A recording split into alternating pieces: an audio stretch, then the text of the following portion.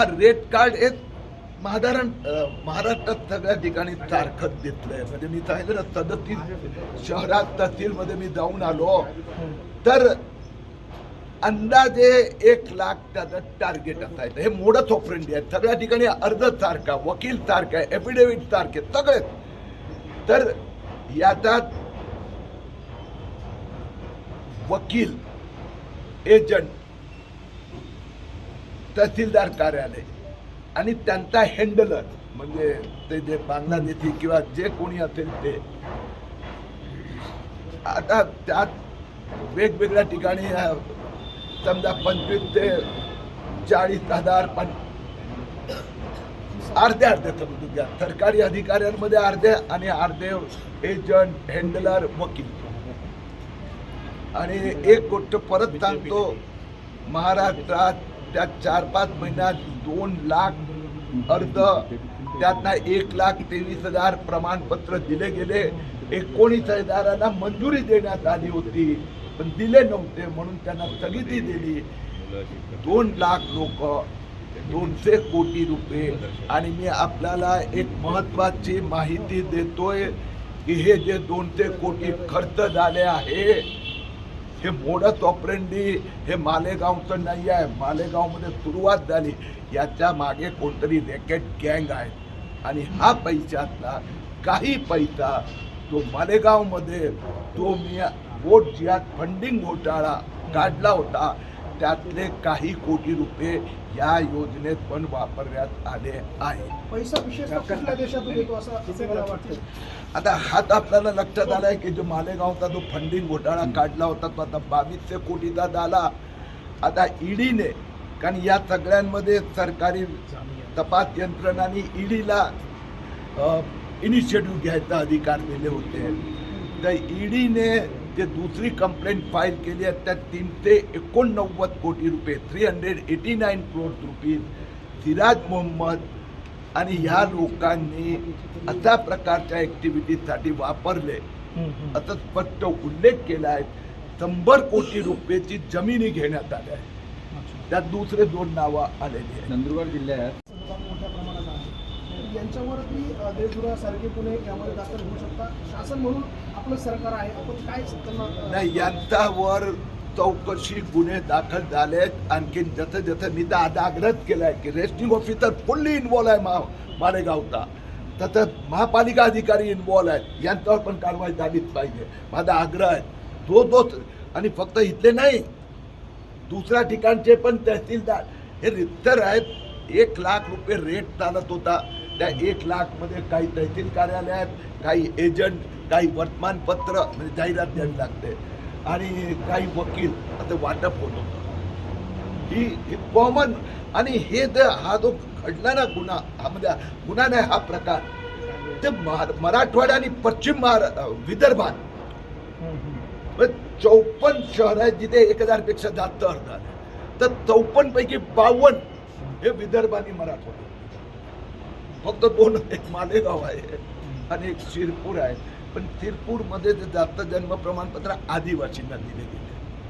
Okay. Malegaon विदेशी नागरिक आढळून आले, पोलिसांनी कारवाई पण केली. पण हे सगळ्यात मोठं जड मानलं जातं की पूर्ण देशातून ज्या ठिकाणी ही लोक येतात त्यामध्ये बांगलादेशी असण्याची पण शक्यता. ते मी अजून त्या विषयाला वेळ देऊ शकलो नाही आहे ते माझा याच्यात. परंतु मी फक्त एक आपल्याला आणखीन एक माहिती देतो. यावेळी मालेगावकरांनी तिथे ते पारंपरिक होळी होत असते आदत त्यांनी मला निमंत्रित केलं आहे. तर यावेळी 13 मार्चला होलिका दहन, त्यात ते रोहिंग्या आणि बांगलादेशींचं पुतळ्यांचं दहन करणार आहेत. त्यात मी स्वतः उपस्थित राहणार आहे. की मालेगावमध्ये एक पण बांगलादेशी नाहीये म्हणून त्यांनी प्रेस कॉन्फरन्स घेत माहिती दिलेली. आता असं आहे की तपास सुरू आहे. तपासात आपल्या समोरच मी सांगितलं जवळजवळ 37-38 आरोपी, 2 FIR, 27-28 लोकांना अटक झालेली आहे. 5-7 लोक एंटिसिपेटरी बेलसाठी गेले, त्याचा खाली पण बेल रिजेक्ट झाला. आता मुद्दा असा आहे की ते बांगलादेशी आहे की अफगाणिस्तानमधून आले की मग रोहिंग्या आहे की पाकिस्तानी आहे हे तर तो सांगू शकणार ना. ज्यांनी जन्म प्रमाणपत्रासाठी अर्ज केलं तो सांगू शकणार. ह्या अर्ध आम्हीच टाळलेत, मी पण टाळलेत. यात अनेकांमध्ये म्हणजे मी एक नंबरची यादी दिली पोलिसांना की जिथे फक्त आधार कार्ड आहे. आधार कार्डला तर आधार धरताच येत नाही, त्याच्याकडे दुसरं एक पण प्रमाणपत्र नाही आहे. तो भारतात 50 वर्ष राहतोय, 60 वर्ष. कारण की हे सगळे जे आहेत यातनं 99% अर्ध हे मुस्लिम बांगलादेशींचे आहेत. बांगलादेशी प्रोनाऊन्स येतात म्हणजे काय उच्चार. आणि यातले हे सगळे 30 ते 65च्या दरम्यानचे आहेत. मग त्यांनी सांगावं लागणार ना, माझा हिंदुस्थानात इथे जन्म झाले, माझे आई भाऊ यात जन्म प्रमाणपत्र, हे इथे राहत होते. एकही पुरावा नाही त्यांच्याकडे, म्हणजे ते हिंदुस्थानी नाही.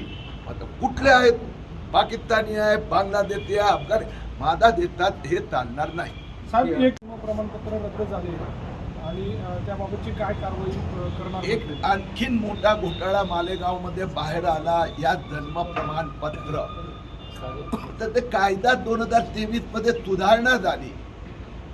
त्यात हे अधिकार DM डिस्ट्रिक्ट मॅजिस्ट्रेटला ज्युडिशियल मॅजिस्ट्रेटच्या ऐवजी दिले. पण district magistrate can depute this up to tehsildar. परंतु मालेगाव मध्ये पण तहसीलदारला जिल्हाधिकाऱ्यांनी अधिकार दिले, पण त्याचा उपभोग केला नायब तहसीलदार. म्हणजे सगळ्या सर्टिफिकेट 4000 अर्ज आले, त्याची सुनावणी, त्याची नोंद घेण्याचे आदेश, जन्म प्रमाणपत्र देण्याचे आदेश, हे सगळे नायब तहसीलदारनी दिले. त्या संबंधी मी हरकत घेतली होती.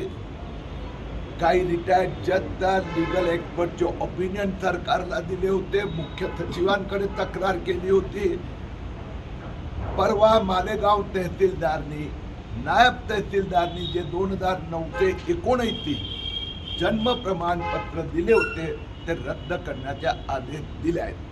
मी आणखीन एक गोष्ट सांगू इच्छितो की जिथं तहसीलदार कार्यालय इन्व्हॉल्व आहे तसं मालेगाव महापालिकाचे अधिकारी पण या घोटाळ्यात सामील झालेले लक्षात आले आहे. त्यात मालेगाव महापालिकेने याचं आमचा जन्म रजिस्टर्ड मध्ये नोंदीत नाव नाही आहे, रजिस्टर्ड झालं नाही असं सर्टिफिकेट द्यावं लागते. त्यांनी ब्लँक सर्टिफिकेट दिले आहे, ब्लँक तयार करून. म्हणजे इथे मिळाले 4300 आणि दुसऱ्या रजिस्टर मध्ये म्हणजे महापालिकेचा रजिस्टर आणि तहसीलदारचा रजिस्टर मधला आकडा टेली होत नाही.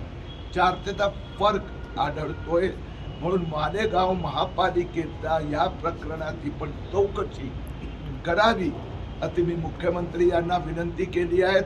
आणि मी आग्रह केला आहे IG पोलीसना, या जे सरकारी अधिकारी इन्व्हॉल्व आहेत, रेशनिंग ऑफिसर इन्व्हॉल्व आहेत, मालेगाव महापालिकाचे अधिकारी, या सगळ्यांवर कारवाई झाली पाहिजे. मालेगाव धुळ्याच्या ज्या माहिती आहे.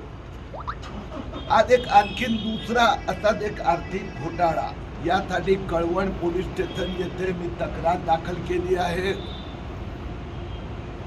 प्रधानमंत्री किसान सन्मान निधी या कळवण भादवड गावात जे गेल्या आठवड्यात तिथला तलाठी तहसीलदारनी यादी दिली की या लोकांना किसान कार्ड द्यायचं आहे, त्यात 181 बांगलादेशी लोकांचा नावाचा समावेश आहे.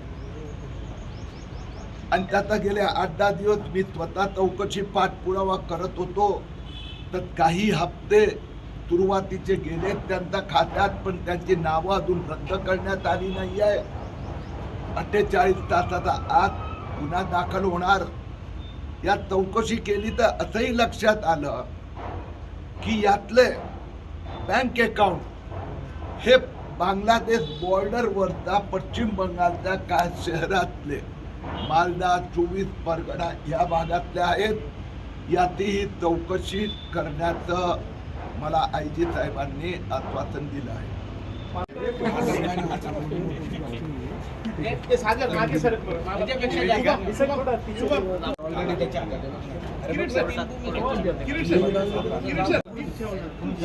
किरण मुंह आ रहा था.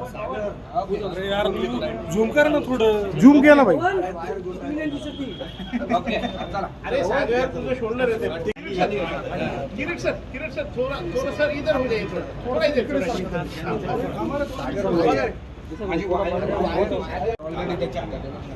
सर